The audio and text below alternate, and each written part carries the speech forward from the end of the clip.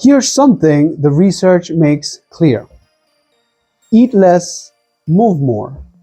The most common weight loss advice given to people over 40 is structurally mismatched to the biology it is trying to fix. It does not fail because of the effort. It fails because the body has changed and the strategy didn't. Maybe this is familiar. You try the obvious approach. Eat less, move more. It works for a while. Then the progress slows. Fat loss stalls. Energy drops. And quietly, a thought comes to your mind. Something must be wrong with me. Here is what the research says about that thought. Yes, it is understandable, and it is wrong. What change isn't character or commitment. What change is physiology. After 40, three things shift quietly, but with compounding consequences: metabolism, hormone, and recovery capacity. And if you keep applying the old equation to the new problem, you don't get old results. You get the new ones nobody asked for. Let's be specific about what is happening. First, muscle mass declines. Beginning in the late 30s, adults lose roughly 3 to 8% of muscle mass per decade without deliberate effort to preserve it. That number compounds. Muscle is your metabolic engine. Less muscle means fewer calories burned, not just during exercise, but at rest all day. Second, hormonal output also declines. Testosterone, estrogen, growth hormones all decrease after 40. These aren't just about energy or mood. They govern fat storage, recovery speed, and the body's capacity to build and protect lean tissue. Third, stress hormone cortisol becomes harder to manage. Chronic stress hits differently after 40. Elevated cortisol over time drives fat retention, specifically around your midsection, and that disrupts recovery from training. So when people respond to stalled progress by eating less, training harder, or sleeping less, they aren't really solving the problem. They're compounding it. So what does work after 40? Not more intensity, not more restrictions, but alignment. 5 principles. Each one earns its place. Principle number 1. Strength training is not optional. After 40, you don't lose weight by cutting more calories. You lose it by protecting and building muscle, because that's what keeps the metabolic engine running. 3 to 4 sessions per week. Compound movements, moderate weights, controlled repetitions. The biological signal is simple.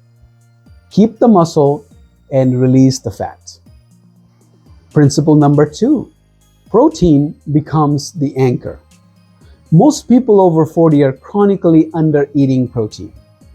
After 40, that has compounding consequences. Muscle loss accelerates during a caloric deficit. Recovery slows, and hunger regulation breaks down. A practical target: 0.7 to 1 gram per pound of your body weight, distributed across meals. That one shift protein consistently can meaningfully change body composition without changing anything else. Principle number 3. Use cardio as a tool, not as a solution. Cardio isn't the problem. Overdoing it is. Hours of cardio combined with a caloric deficit doesn't primarily burn fat after 40. It breaks down muscle. 2 to 3 sessions per week, a mix of steady state and brief higher intensity intervals. Use cardio to support your cardiovascular health, not to compensate for everything else. Principle number 4. Sleep is a fat loss lever.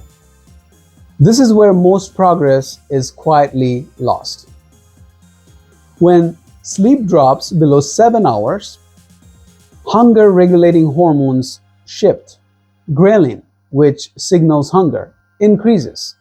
Leptin, which signals fullness, decreases. The result? More cravings, slower fat loss, harder recovery. 7 hours minimum, consistent timing.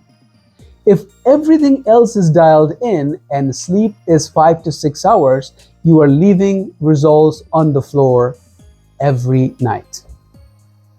Principle number 5. Manage stress like it matters, because it does. Chronic stress means chronic cortisol, and cortisol, sustained over time, stores fat, disrupts recovery, and erodes the consistency that everything else depends on. This does not require a retreat or a transformation. Walking, quiet morning, stepping back from constant stimulation. Calm isn't a luxury after 40. It is infrastructure.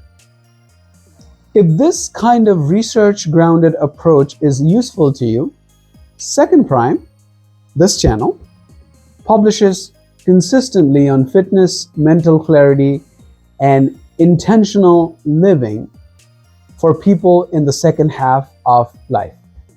Consider subscribing. There's more coming. Before closing, a few things are worth naming. Patterns that quietly sabotage progress even when most things are right. For example, eating too little.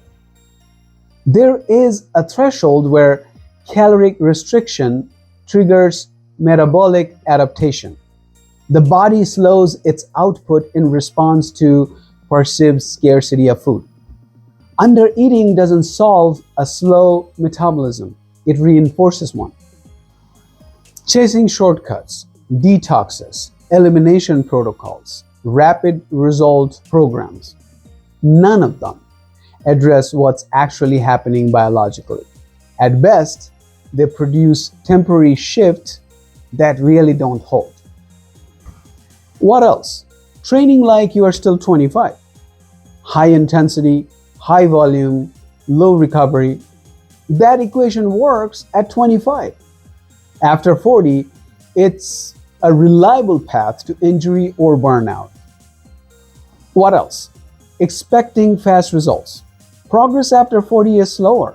That's real, but it's also more durable because it's built on genuine physiological adaptation, not extreme restrictions. Here is what I want to leave you with.